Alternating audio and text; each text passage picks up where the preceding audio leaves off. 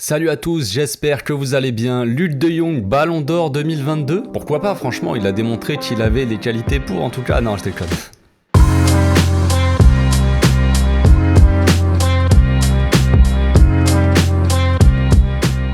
Au passage, n'hésitez pas à vous abonner à ma chaîne si vous kiffez mes vidéos, c'est le meilleur moyen de me soutenir. Le Barça commence bien l'année avec une victoire, certes dans la douleur, mais une victoire quand même, au mental surtout. On avait vu ça aussi contre Séville avant la trêve et ça faisait plaisir de voir que quand même si c'est compliqué physiquement, les joueurs répondent quand même présents. C'est bien pour la suite. Ter Stegen a été, avec Luc, l'homme du match. Quel arrêt il nous a sorti à 2 minutes de la fin. Centre de Mallorca pour Costa qui prend le ballon de volée. On a tous cru, encore une fois, qu'on allait rater l'occasion de remonter au classement. Et c'est à ce moment-là, précisément, que Marco nous sort son bras droit bionique et stoppe la frappe. Magnifique. Quel beau scénario, franchement, digne des plus grandes comédies romantiques de telenovelas. D'ailleurs, petite anecdote sympa, je sais pas si vous vous souvenez, mais il y a 13 ans, dans ce même stade, contre cette même équipe, on avait aussi vécu un grand moment de football. À l'époque, c'était avec José Manuel Pinto au cage, pour un match de Coupe d'Espagne. Vous savez, l'année du 7-tuplé où on a tout gagné, première année de Guardiola, tout ça, quel beau souvenir. Bref, l'arbitre siffle penalty pour Mallorca et Pinto se fout, dit au tireur de quel côté il va plonger. Il fait le signe, je vais plonger à gauche, frérot. Le gars tire au milieu, Pinto l'arrête avec son pied, incroyable. Je me rappelle, j'étais mort de rire en fait. En voyant ça, c'était magique, mais quel coup de génie. Quel coup de génie. On finit la saison au final en gagnant tout sur notre passage et le Pinto y a contribué fortement. Bref, on le sait, Xavi fait confiance à Ter Stegen et ce match le confortera dans son choix. Quitte à voir Ter Stegen au cage, autant qu'il revienne en confiance. Je vais pas souhaiter non plus le malheur aux joueurs juste pour voir jouer Iñaki ou Arnaud Tenas, on va pas être con non plus. Mais j'espère quand même que mercredi Iñaki sera aligné dans les cages pour une fois. C'est la Coupe d'Espagne, vas-y frérot, rotation. Concernant Luc, il met un but important, c'est bien. Qui aurait pu dire qu'il mettrait un but décisif en 2022, franchement. Qui peut s'asseoir à la table de Luc de Jong cette année? Messi n'a pas marqué. Messi est moins bon que Luc de Jong. Non, j'ai dit que j'arrêtais avec les conneries. Bref, ça n'empêche qu'il devrait partir normalement dans les prochaines semaines et être remplacé par une autre chèvre, Alvaro Morata. Selon plusieurs sources, ce serait fait à 95%, donc si tout se passe bien ou mal, ça dépend comment on le voit, il devrait débarquer et porter nos couleurs. Bon, mon avis, sportivement, je ne suis pas vraiment chaud pour cette arrivée, clairement. Mais il faut quand même un peu nuancer tout ça. Est-ce que je préfère Luc de Jong ou Morata? Évidemment, je préfère quand même le petit espagnol. Il colle un peu plus au style de jeu déjà du club. Puis apparemment, ce ne serait qu'un prêt de 6 mois avec option d'achat. Pas obligatoire si je me trompe pas. Donc, si c'est pour l'avoir 6 mois et qu'à la fin de l'année, il repart tranquillou en Italie, il n'y a pas vraiment de problème. Par contre, voilà, c'est pas encore fait à 100% car la Juventus voudrait un remplaçant et ce serait d'ailleurs possiblement Icardi, son remplaçant. Donc à voir si le PSG va nous faire ce petit cadeau empoisonné, on va dire, parce qu'un cadeau au Morata, je ne sais pas. Bref, on verra ce qui se passe, mais le staff est confiant et aimerait que le joueur soit dispo pour jouer contre le Real en Super Coupe. Belle histoire. On passe maintenant au cas Dembélé, vite fait. Xavi aurait parlé avec le joueur donc vendredi. Dembélé lui aurait dit qu'il voulait rester et que ses agents devraient parler avec les dirigeants du club aujourd'hui. Alors que de son côté, Alemany nous a démenti une réunion avec ses agents. Alors, je comprends pas bien tout ce qui se passe là. C'est un peu le bordel, mais ce qui est sûr, c'est que ça commence à me fatiguer. Voilà, ça c'est clair. Ce que tout le monde veut, c'est que cette affaire se règle rapidos et que Dembélé dise clairement les choses aussi. Ça serait bien qu'il le dise. Il l'affiche parce que les rumeurs de il veut rester, mais ses agents, machin, frère, tu le dis. Tu annonces, je veux rester dans ce club. Regardez en dessous, regardez Pedri, machin, les prolongations comme ça c'était réglé en un claquement de doigts. Pourquoi ça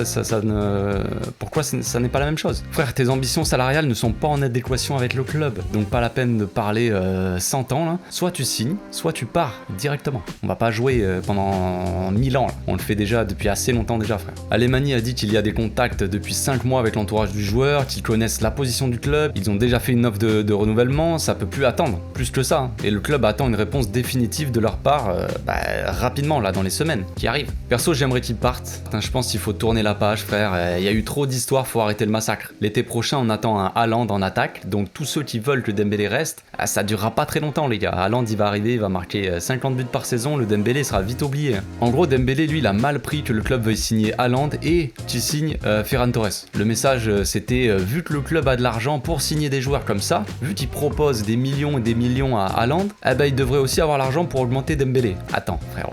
Il a oublié une chose, le gamin. T'as rien apporté au club, frère. Ça fait 4 ans que t'es là, t'as rien fait. Nada. Bref, on passe à autre chose. Laporta aussi, pendant la présentation de Ferran Torres, a parlé un peu, a discutaillé transfert. Il a parlé de la possible arrivée d'Haaland l'été prochain. Donc voilà, lui, il est très content déjà du travail de Matteo Alemany avec la signature de Ferran. Hein. Il a beaucoup bossé sur le dossier. Et voilà, il trouve que le fait d'avoir signé Ferran Torres, ça prouve que le club avance déjà, que le club n'est pas mort, que le club est sérieux et que forcément la situation sportive va s'arranger. Tout ça va s'arranger avec les arrivées. Regardez, là Alves va arriver vraiment, Ferran Torres vient d'arriver, Morata qui remplace Luc de Jong, quoi qu'on puisse en dire, même si je n'aime pas spécialement le joueur, hein, on va pas se le cacher, c'est quand même mieux que Luc de Jong, hein, frère. Morata, Luc de Jong. Soyons sérieux. Donc voilà, le petit Laporta, il a dit qu'il suivait tout ce qui se passe sur le marché, hein, tous les joueurs disponibles ou quoi. On sait qu'il y a aussi possiblement quelques petites rumeurs avec Christensen aussi de Chelsea. Le joueur normalement aurait dû prolonger cette semaine, où il n'y a pas si longtemps que ça là, et tout a été stoppé parce que apparemment le joueur aurait appris que le club, le Barça, le suivrait. Donc il a un peu stoppé les négociations. Donc à voir ce qui peut se passer. Moi personnellement, il n'y a pas à chercher, je serais plus pour un De Ligt. Mais Christensen est aussi en fin de contrat à la fin de l'année, donc voilà, il faut aussi saisir les opportunités. Donc voilà, les mots de Laporta, c'est « nous sommes de retour hein, ». Il sent bien qu'avec Ferran, tout ça c'est confirmé, que le retour du club se fait avec des arrivées comme ça. On lui a demandé aussi donc pour Haaland si c'était réaliste, si c'était possible, et il a dit oui. Il a dit oui, hein. Il a dit que c'était une réelle possibilité. Donc c'est plutôt une bonne nouvelle. On a appris qu'il y aurait donc encore des rendez-vous entre Laporta et Raiola la semaine prochaine pour discuter de tout ça. Ça parlera sûrement Haaland, Mazraoui et De Ligt. Hein. Autant augmenter le plaisir. Ok, le club parle d'Haaland comme ça, il s'avance un peu, mais on va pas s'enflammer non plus. Les transferts, hein, tout ça, c'est pas facile à faire. Hein. C'est des millions et le club est pas au top encore financièrement. Même s'il y a des possibilités avec le transfert de Ferran, comme on l'a vu, ça reste pas non plus free party les gars. Donc on va pas s'enflammer, mais ce que je retiens c'est que c'est une bonne chose que le club en parle ouvertement. Ça veut dire que c'est vraiment possible tout ça. Cette arrivée d'Haaland et de beaucoup de joueurs l'été prochain, c'est possible. Ça va être très compliqué, je pense. Il va y avoir beaucoup de taf pour les dirigeants, mais c'est possible. Bref. Pour l'instant, on reste concentré sur le reste de la saison. On a vu aujourd'hui les retours de Daniel Alves et Jordi Alba, qui sont négatifs à nouveau. Et le retour dans le groupe de Pedrito, Ansu et Memphis. Memphis a dit qu'il était heureux et excité de revenir à l'entraînement devant les fans. Il a kiffé un peu la bonne vibe autour du club en ce moment. Il a hâte de revenir pour aider l'équipe. Tu m'étonnes, frérot. On n'a plus personne en attaque, donc il serait temps. On verra donc comment ça se passera pour lui l'été prochain, parce que si Haaland vient, pas sûr qu'il reste non plus au club. Hein. Mais pour le moment, j'attends de le voir revenir avec impatience quand même, le gamin. Son association avec Ansu et Ferran peut être sympa en vrai, hein, franchement. J'ai critiqué Memphis ces derniers temps, mais on oublie quand même un peu trop souvent que depuis le début de la saison, il est souvent seul. Et le peu de fois où il y a eu Ansu qui est revenu, c'était pas si mal. Les deux s'entendaient plutôt bien. Après, on attend plus de Memphis, évidemment, mais c'est pas si mal. Il est tout seul depuis le début de l'année. Tout seul. Compliqué. On a vu des associations Memphis-Luc de Jong qui feraient peur à n'importe qui ici. Donc voilà, il faut aussi nuancer des fois les choses. Petit à petit, le Memphis, il s'est épuisé aussi, hein, physiquement et mentalement. Un peu comme Frenkie aussi, il y a pas si longtemps, juste avant la trêve, hein. C'était compliqué, il a fait un petit burn-out, quoi. Et il a fini par se blesser, hein, le Memphis. Donc bref, on attend les débuts des nouveaux et le retour de tous les blessés. Hein. Ça changera d'avoir une équipe complète un peu pour jouer des matchs et voir les Ferran, Ansu, Pedri, Gavi jouer ensemble, franchement, je suis excité, bordel. Donc on finit par une news pas très réjouissante, les amis. Sergio Roberto devrait être prolongé. Je vous laisse digérer l'info. Vous avez dû le voir passer, mais voilà, de réentendre comme ça, ça fait mal. Ouais. Ça fait mal, je sais. Ça va mieux ? Ok.